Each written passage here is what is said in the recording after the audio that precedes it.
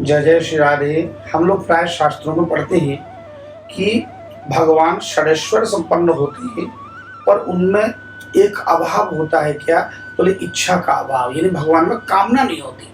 भगवान में 6 प्रकार के ऐश्वर्य तो कूट कूट के परिपूर्ण रूप से विद्यमान है, किंतु उनमें इच्छा का अभाव। जैसे हम लोगों की असीमित और अनंत कामनाएं होती हैं, असीमित इच्छाएं। काश मेरा एक बड़ा सा भवन होता, काश मेरे बच्चे होते, काश मेरे पास एक टॉप मॉडल की कार होती। तो जैसे जीव की अनंत इच्छाएं होती हैं, तो भगवान तो समग्र विश्व के ऐश्वर्य के मालिक हैं, तो उनमें क्या इच्छा होगी। और हम लोगों ने देखा भी है कि जिस समय भगवान श्री राम का जब विवाह उत्सव मनाया जा रहा था, तो उस समय धनुष तोड़ने की उनमें कोई विशेष अभिरुचि नहीं थी। गुरुदेव को आदेश देना पड़ा कि उठो राम, भन जाओ भव चावा, जाओ उठो और धनुष को तोड़ो, क्योंकि राम जी की तो इच्छा है नहीं। सीताराम तो अनंत और अनादिकाल से एक। तो भला उनके मन में ये कामना क्यों होगी कि मैं धनुष तोड़ूंगा तो सीता मुझे मिलेगी? वो तो पहले से मिली हुई है। तो प्रश्न उठता है, क्या सचमुच भगवान जिस प्रकार हमारे मन में कामनाएं उठती हैं, तो क्या भगवान के मन में कोई कामना नहीं उठती? बल्कि गोस्वामी जी ने तो चौपाई के रूप में भी लिखा कि यद्यपि सम नहीं राग न रोषो और गेह ही न पाप पुण्य गुण दोषो। कि यद्यपि सम, भगवान सम स्थिति में होते, न उनमें कोई राग है, न आसक्ति है, न रोष है, न किसी के प्रति क्रोध है। भगवान न किसी का पाप स्वीकार करते, न किसी का पुण्य स्वीकार करते। किंतु भगवान इतने पर भी नहीं रुके। गोस्वामी जी एक चौपाई और लिखते हैं कि तदपि करही सम विषम विहारा और भगत अभगत हृदय अनुसारा। ये ध्यान देने योग्य बात है कि तदपि करही, यद्यपि भगवान के मन में कोई कामना नहीं होती, कोई इच्छा नहीं होती, किंतु कभी कभी भगवान सम और विषम जैसा व्यवहार करते हैं। बोले किन के साथ? बोले जो उनके अनन्य प्रेमी जन होते हैं, जो उनके अनन्य निष्ठा से जो भजन करते हैं। भगत अभगत हृदय अनुसारा, अर्थात भक्त और अभक्त में भगवान भेदभाव करते हैं। यद्यपि भगवान सम है, किसी के प्रति भगवान आसक्त नहीं होते, किंतु भगवान फिर भी अपने भक्त में और अभक्त के भीतर भेद करते हैं। और यही कारण है समय समय पर भगवान अपने मन की भावों को भक्ति के माध्यम से पूर्ण करते हैं। ऐसा ही एक बड़ा सुंदर प्रसंग हमारे वृंदावन का है कि जैसे आजकल सब लोग वृंदावन जाना चाहते हैं, उसी प्रकार हमारे भारत का एक ठाकुर, यूं तो ठाकुर वृंदावन का परित्याग पदमेकम न गच्छामि वृंदावनम परित्यज्य, भगवान स्वयं भागवत में कहते हैं कि मैं वृंदावन का त्याग करके एक पग भी बाहर नहीं जाता। किंतु भगवान लीला के रूप में, चूंकि 4 युग के भाव से अलग अलग तीर्थ में निवास करते हैं, जैसे सतयुग के हिसाब से भगवान सतयुग नारायण के रूप में तपस्या कर रहे हैं बद्रीनाथ में, और त्रेता के रूप में रामेश्वरम के रूप में हम सब जानते हैं द्वारिकापुरी में द्वारिका द्वापर के ठाकुर, और कली में जगन्नाथ। उसी प्रकार आज से ठीक 200 वर्ष पहले जगन्नाथ भगवान के मन में एक कामना प्रकट हुई, उनके मन में एक अभिलाषा प्रकट हुई, एक इच्छा प्रकट हुई कि सब लोग वृंदावन जाते हैं, मैं भी यदि वृंदावन के उस यमुना पुलिन पर विहार करने का मुझे भी अवसर मिलता, मुझे भी वहां बसने का अवसर मिलता, तो कितना अच्छा होता।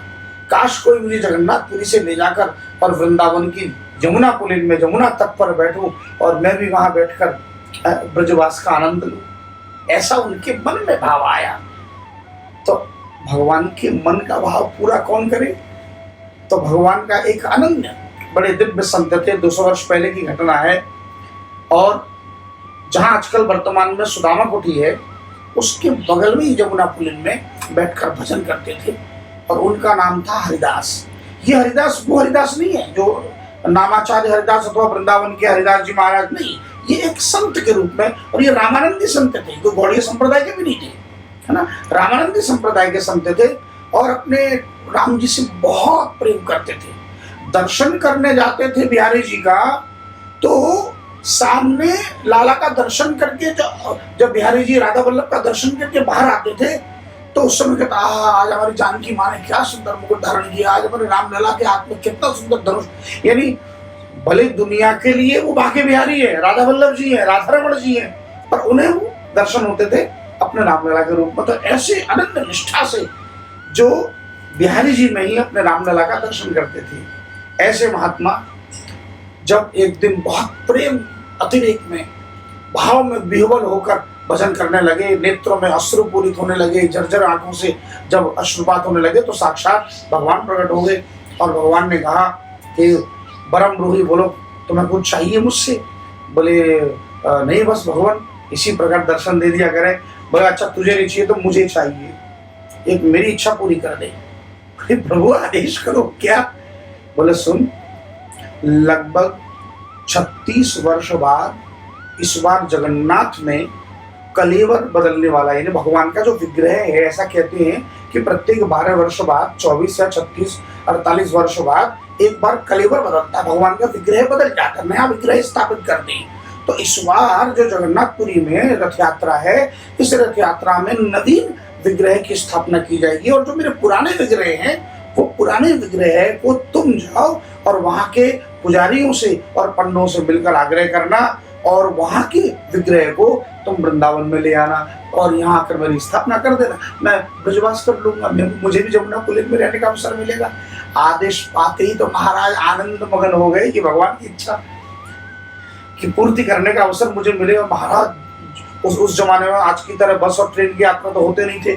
महाराज जंगलों से होते हुए 6-7 महीने की यात्रा करके नाम संकीर्तन करते हुए जगन्नाथपुरी पहुंचे, और वहां जाके वहां के पुजारियों से उन्होंने वार्ता करी, इच्छा व्यक्त की, मैं इसलिए आया हूँ वृंदावन से।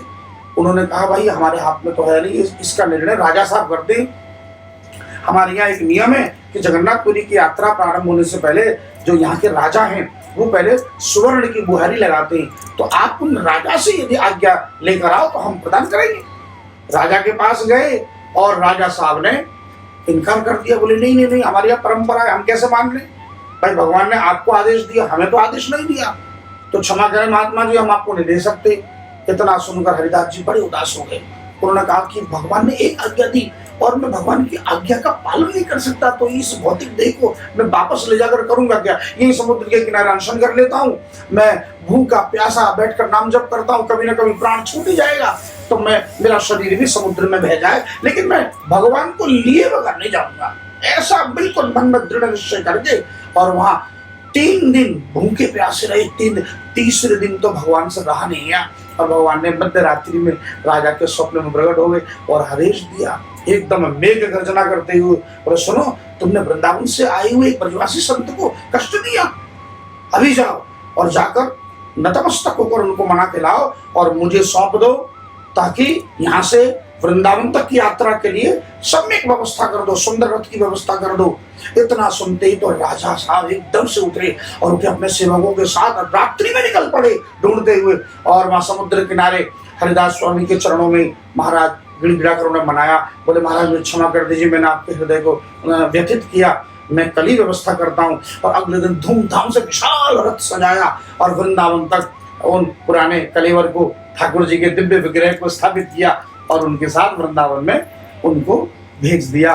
और आज वृंदावन में जहाँ जगन्नाथ जी विराजते हैं उसको जगन्नाथ घाट के नाम से सब जानते हैं। हम जब छोटे छोटे थे तो कई बार खेलने जाते थे, पर इस दास का तो मैंने तो उस मंदिर में बचपन में मजदूरी भी की हुई है। वहां आप देखेंगे कभी दीवार पे बहुत हनुमान जी विशाल, तो उस हनुमान जी के निर्माण कार्य में थोड़ा बहुत इस दास ने भी, जब मेरी आयु रही होगी 10 या 11 वर्ष का, उस समय में अपने पारिवारिक कार्य के लिए सेवा करता था। तो कभी आप लोग भी यदि वृंदावन जाएं तो जगन्नाथ घाट पे भी आप जगन्नाथ जी का दर्शन करें। इस कथा से यह सिद्ध है, यदि आपके भजन में, नाम जप में यदि निष्ठा है, अनन्य निष्ठा है, तो ठाकुर को प्रकट होना ही पड़ता है। और ठाकुर अपने भक्तों से भी अपने मन की इच्छा व्यक्त करते हैं। बोलिए जगन्नाथ भगवान की जय।